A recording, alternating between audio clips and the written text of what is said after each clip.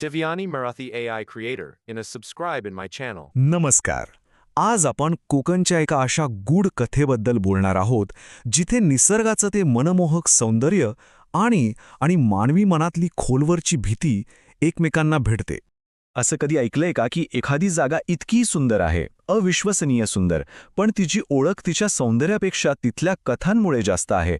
कोकणात अशी काही ठिकाणं आहेत आणि हीच गोष्ट आपल्याला त्या सौंदर्य आणि लोककथांमधल्या एका विचित्र नात्याबद्दल विचार करायला लावते. तर महाराष्ट्रातला कोकण प्रदेश नाव जरी घेतलं ना तरी डोळ्यासमोर काय येतं? तो निळाशार समुद्र, हिरवीगार वनराई, माडाची झाडं. पण या सुंदर निसर्गाच्या पडद्यामागे काही गूढ कथासुद्धा लपलेल्या आहेत बरं का. म्हणजे बघा, एका बाजूला सह्याद्रीच्या त्या रांगा आहेत, घनदाट जंगलं आहेत, आणि दुसऱ्या बाजूला एक अशी श्रद्धा आहे की कोकणातल्या प्रत्येक घरात एक तरी भयकथा हमखास सापडेल. आणि गंमत म्हणजे ह्या कथा ऐकताना असं वाटत नाही की त्या कोणीतरी बनवल्या आहेत. नाही, त्या खऱ्या वाटतात, कारण त्या सांगणाऱ्याच्या चेहऱ्यावरची भीती सगळं काही सांगून जाते.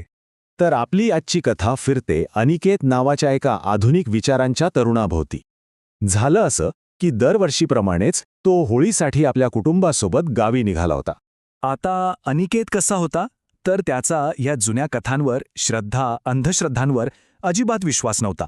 त्यानेच सगळ्यांना पटवलं की आपण रात्री प्रवास करूया म्हणजे रस्त्यावर ट्रॅफिक मिळणार नाही.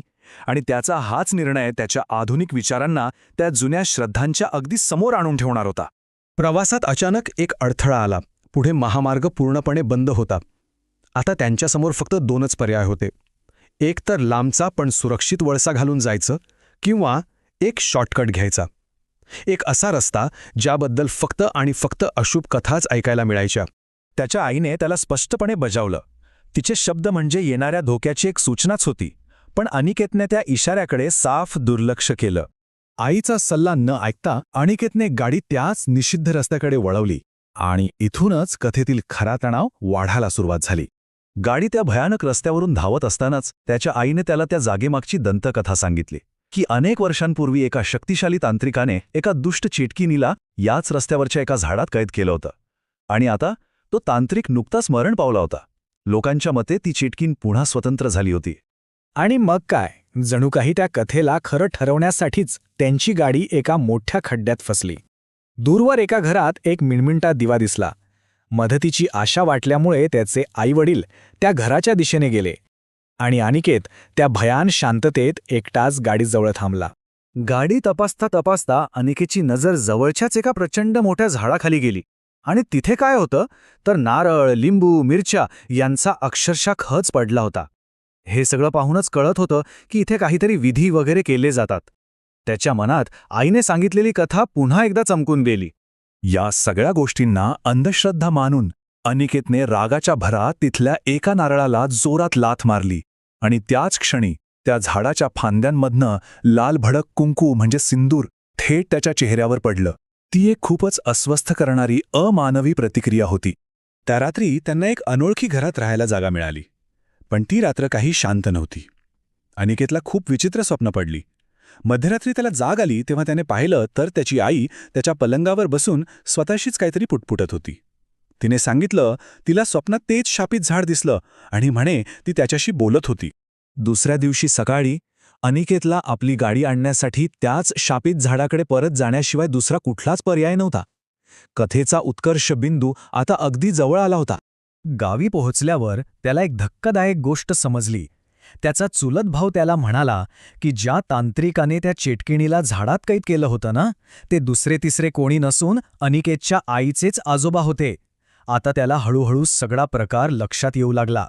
तरीही त्याचं ते आधुनिक मन हे सगळं स्वीकारायला तयार नव्हतं. हे खरंच शक्य आहे का, की हा फक्त एक योगायोग आहे? आणि मग त्याने धीर करून वर पाहिलं, आणि तिथे झाडाच्या फांदीवर ती बसली होती. मोकळे केस, डोळ्यांमध्ये फक्त राग, आणि कपाळावर तोच सिंदूर. ती फक्त त्याच्याकडेच बघत होती. तोच सिंदूर. अनिकेतला एका क्षणात सगळं आठवलं, आणि ती आता खाली उतरत होती. त्याने मागचा पुढचा काहीही विचार केला नाही आणि थेट जंगलात धाव घेतली. त्याला फक्त फांद्यांवरून होणाऱ्या हालचालीचा आवाज येत होता. त्याचा पाठलाग होत होता. तो धावता धावता पडला. त्याला वाटलं आता संपलं सगळं, पण त्याच क्षणी कुठून तरी एका गाडीचा हॉर्न वाजला. तिचं लक्ष विचलित झालं आणि याच संधीचा फायदा घेऊन अनिकेतनं जीव मुठीत धरून आपल्या गाडीकडे पळ काढला. त्या भयानक अनुभवानंतर काय झालं? कथा अजून संपलेली नाही.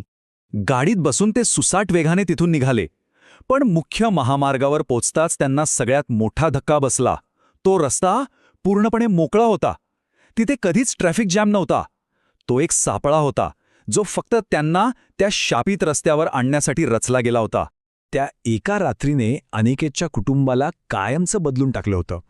आता त्यांना कळून चुकलं होतं की काही गोष्टी या विज्ञानाच्या आणि तर्काच्या पलीकडच्या असू शकतात.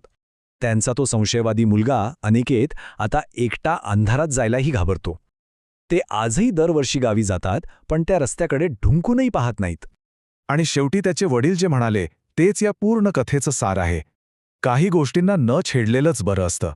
कोकणचं सौंदर्य तर खरंच निर्विवाद आहे, पण हेही तितकंच खरं आहे की तिथली जंगलं जितकी घनदाट, तितक्याच तिथल्या कथाही खोल आणि अनाकलनीय आहेत. आणि काही कथांपासून दूर राहिलेलंच चांगलं. ही कथा ऐकल्यावर एक प्रश्न मनात येतोच. आपल्या प्रत्येकाच्या आयुष्यात असे काही क्षण नक्कीच येतात जे तर्काच्या पलीकडचे असतात. अशा काही कथा ज्या आपण कधी कोणाला सांगू शकत नाही. विचार करण्यासारखी गोष्ट आहे, नाही का? पुन्हा भेटूया.